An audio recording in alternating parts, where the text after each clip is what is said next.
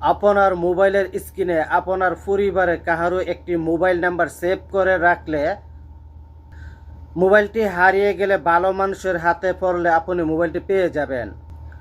অথবা কোনো রোগ ব্যাধি বা কোনো অ্যাক্সিডেন্টে আক্রমণ হয়ে অজ্ঞান হয়ে পড়ে থাকলে কোনো ব্যক্তি আপনার মোবাইলের স্ক্রিনের নাম্বারটি দেখলে ওই নাম্বারে ফোন করে আপনার পরিবারের সাথে যোগাযোগ করে আপনাকে হেল্প করতে পারবে।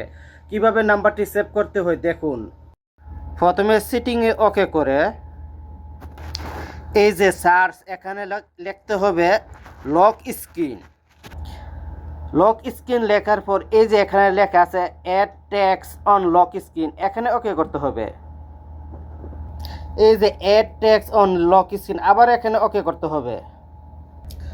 উদাহরণস্বরূপ আমি একটা নিচে মোবাইল নাম্বার লিখে দিলাম, লেখার পর এই যে এখানে সেভ করে দিলেই সেভ হয়ে যাবে।